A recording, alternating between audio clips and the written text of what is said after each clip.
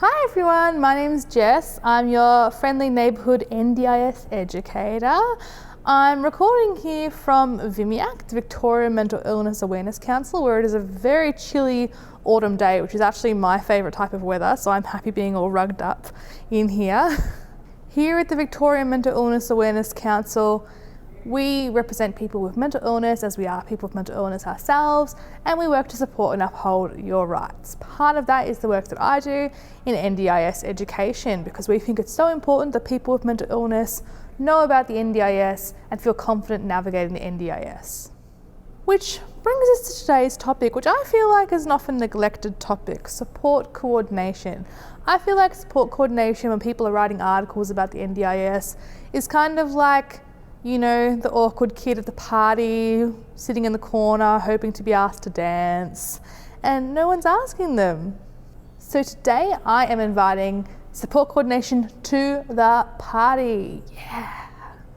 You might be wondering, what is support coordination? And that's a fair question. Well, support coordination is a reasonable and necessary support, so those are the magic words, reasonable and necessary support, that you can actually ask for in your NDIS plan. It's a support that helps you manage and secure your other supports. If that makes sense? So how can a support coordinator help you? A support coordinator helps you to understand and to implement your plan. Their goal is to essentially help you reach your goals by connecting you with the right sorts of supports along the way. A support coordinator is really designed to help you build your skills and build your independence.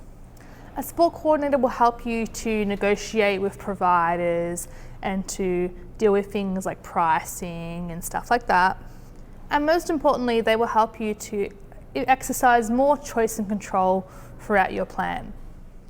They will do this by connecting you to services within your community and also help you to prepare for your next planning meeting to ensure that you're really confident about what you want and what you need. Support coordinators essentially help you to optimize your plan and to ensure that you're getting the best out of it that you can get. I like to think of support coordination as kind of like L plates. So when you're learning to drive, you've got someone alongside you in the car helping you to navigate the space, teaching you the rules and helping you to understand and prepare yourself to maybe do it by yourself one day. There are 3 levels of support coordination. There are support coordination, which is a bit confusing having the same name, and specialist support coordination. So that is support connection, support coordination, and specialist support coordination. When I think of support connection, I think of those little connect the dot pictures where you have the numbers and then you draw the lines and suddenly it makes a picture. It's kind of what support connection is like, where they connect you to the supports in your community, both formal and informal, that you might not have otherwise known about. And then you get to see a full picture in it, get to help you along the way to achieve your goals. The purpose of support coordination, which is a type of support coordination, not confusing at all, the purpose of support coordination is basically to help you build your capacity to engage with the community and the supports within your community. Your support coordinator will help to work with your providers to make sure everything's running smoothly and help you to build relationships with support providers so that you can one day manage those supports yourself. Now, specialised support coordination is, you guessed it, a more specialised type of support coordination. You may be provided with specialist support coordination if your needs are a bit more complex and ongoing. So if you're someone who needs to see, for example, an occupational therapist, a psychologist, or a social worker, that's when specialist support coordination would come into the picture. So your specialist support coordinator will help you to navigate this space and ensure you're getting the supports you need, because really the purpose of a specialist support coordinator is to make sure there aren't any barriers between you and those services that you will need.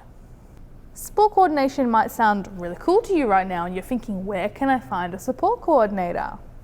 You can look up support coordinators through the Provider Finder tool on the My Place portal. So Provider Finder, which is an absolute tongue twister, Provider Finder. That tool basically allows you to find all the different support coordinators in your area. And every 3 months the NDIA updates the Provider Finder tool and provides lists of all support coordinators in your area. Your local area coordinator, or LAC or LAC, can also connect you with a support coordinator, and they can also kind of be the middleman between you and the support coordinator and help fill in the gaps and tell them about your plan and your goals and all those sorts of things.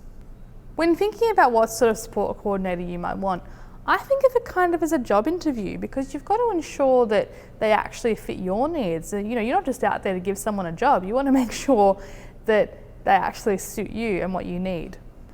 You can prepare for meeting a support coordinator by asking some questions in your head or noting them down. And those can be things like, does this support coordinator have knowledge about my specific psychosocial disability? Do they have experience with psychosocial disability at all? Do they have experience dealing with what my kind of impairment areas are and finding supports for those impairment areas and for my goals? Do they know things about my goals? Could they help connect with me with my goals? So you might want to ask them if they've worked with people with your particular impairment. So if you're someone who struggles to catch public transport and might need a support worker to do this, have they actually connected someone with this service before, and how was it? Did it work well? Did it not work well? Why? And, you know, I hate to say this, but you also have to ask the kind of tough questions about money. How much does a support coordinator charge? How do they charge it? And importantly, do they charge you for travel? So if they're traveling to see you, do you get charged for that? Another thing a lot of people actually forget about when considering what kind of support coordinator to employ is their knowledge localized to you? So it's all well and good for them to have knowledge about maybe your psychosocial disability and your impairments, but it's a completely different thing if they don't know about that in the area where you live and how to connect you with those services. Remember, one of the most important things about the NDIS is increasing and enhancing your choice and control. So why should that be any different for support coordinators? If something doesn't feel right, if they don't feel appropriate for your needs, give them the boot. And I'd just like to highlight that, remember, support coordinator is a reasonable and necessary support that you can actually get for in your plan. So when you're doing your planning meeting, you can say, I want this for maybe my first couple of plans, and then I'll phase it out. Alrighty, that concludes this video on support coordination. Thank you so much for joining me for another NDIS education video with VMIAC. Remember, you can check out our website for all kinds of resources around the NDIS and all sorts of other cool things. I've been Jess. See you next time. Bye.